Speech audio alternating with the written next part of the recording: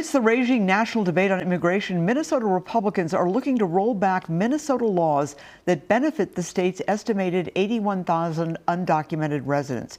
Specifically, Republicans want to cut $220 million for MNCare benefits for undocumented residents, $89,000 for free college, and $158 million in tax credits for non-citizens. We've had advocates for the undocumented on this show recently, but this morning we welcome GOP Senator Jordan Rasmusson from Fergus Falls. Thank you so much. Thank you, Esme. Good to be with you. Really appreciate it. I do need to ask you a couple of quick questions. First of all, your personal reaction to the arrest of your colleague, former colleague, Senator Justin Eichorn, on charges of allegedly soliciting a minor for sex. Your leadership came out very quickly and forcefully asking him to resign. But what's your personal reaction? Senate Republicans, and myself included, were shocked and horrified by the charges against Justin Eichorn, and that's why we were unanimous on the same day of learning those charges to ask for his resignation, his immediate resignation.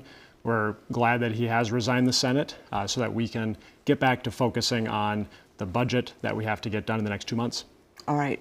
Do want to ask you also quickly about Governor Tim Walz, who is, as you saw at the top of the show, going to congressional districts where Republican members of Congress have not held in-person town halls, and he's there.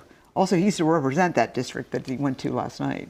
I think what we're seeing, Esme, is Governor Walz is trying to see if he can run for president. And I think he should be spending more time at the state capitol working on these important budget problems that we have. We're facing a $6 billion budget deficit, and we have some real work to do. All right. Well, this past Monday, Senate Republicans came forward, held a news conference about some of the cuts, $640+ million in cuts that they want to see out of the budget. I want to focus on something you talked about, which was cuts to programs that help the undocumented. These are laws that are on the books.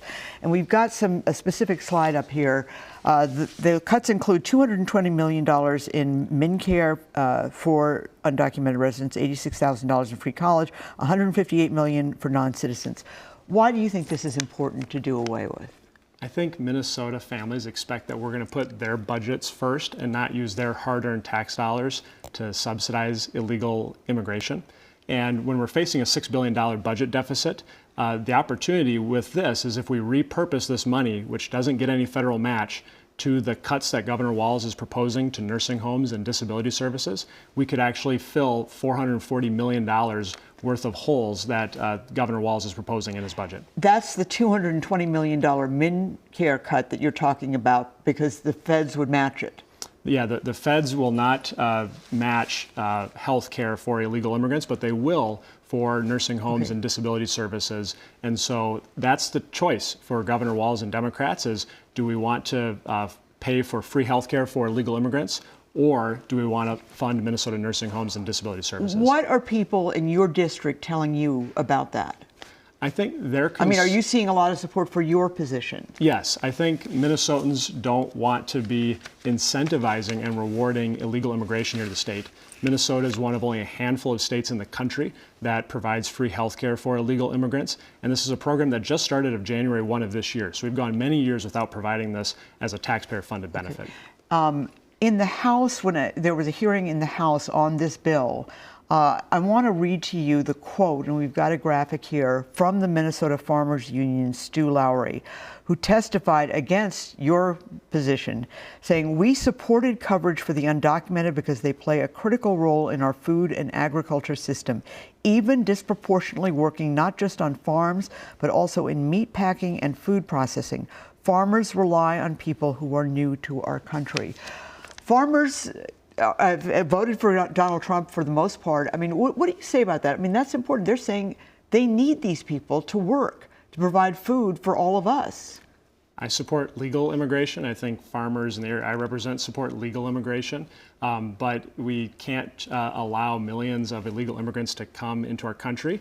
And the state of Minnesota shouldn't be using hard-earned tax dollars to reward and provide public-funded benefits to people who are ignoring our immigration laws. Right. And I know you're also against a law that was passed in 2023 providing driver's licenses if they make the tests for undocumented residents. You don't like that, even though law enforcement in rural districts has testified in favor of that. I think we have to look at all these things together, where you had Democrats pass hundreds of millions of dollars in free health care and tax credits for illegal immigrants, and also providing driver's licenses.